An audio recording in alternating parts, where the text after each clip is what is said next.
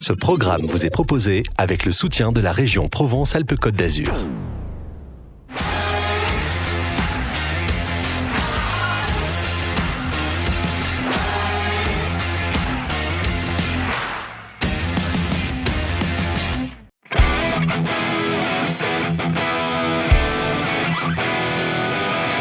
Bonjour Stéphane, on a eu une grille de départ très originale pour nous présenter les événements de cette année. L'idée c'était de pouvoir enfin regrouper au même moment tous ceux qui vont animer la saison du circuit Paul Ricard. Ça veut dire d'oser mettre sur la piste des vélos, des coureurs à pied, des motos historiques, des motos très modernes avec celle du Bol d'Or, des voitures, de la monoplace jusqu'à la GT et puis des camions.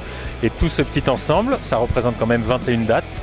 Sans oublier donc la Formule 1 qui est restée dans son box aujourd'hui, la Formule 1, et qu'on verra bientôt, mais c'est pour ça on ne pouvait pas tout dévoiler, et de faire partir donc ces 20 autres épreuves pour découvrir le tout nouveau tracé du circuit Paul Ricard, puisqu'aujourd'hui c'est aussi l'occasion des premiers tours de roue sur la piste. Beaucoup d'activités comme vous venez de le dire. Pour vous là, les moments particulièrement attendus cette année?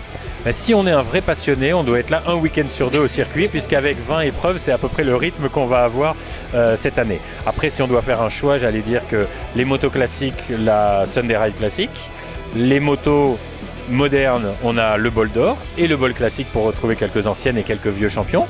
Ça, c'est pour ceux qui aiment les motos. Pour ceux qui aiment les voitures, évidemment, la Formule 1, on ne va pas l'oublier, mais on a les voitures de l'endurance avec le WEC et ELMS en début de saison, formidable. Des voitures historiques avec plusieurs rendez-vous, le Tour Auto, les 10 000 tours et le championnat de France historique.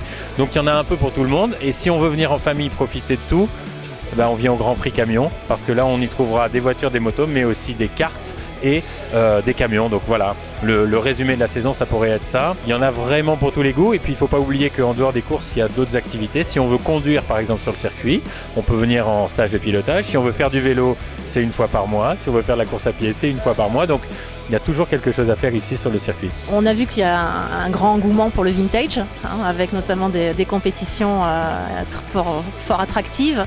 Ce sera une volonté de continuer un petit peu dans ce sens-là?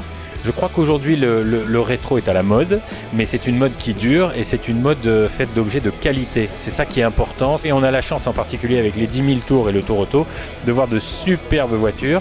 La Sunday Ride classique et le Bol classique, deux épreuves de moto donc ouvertes à ces motos qui ont fait l'histoire de la compétition moto. C'est vraiment dans la qualité et c'est ça que nous on aime au circuit Paul Ricard. Merci beaucoup pour ces quelques minutes et puis bonne chance pour cette nouvelle année 2018. Merci beaucoup.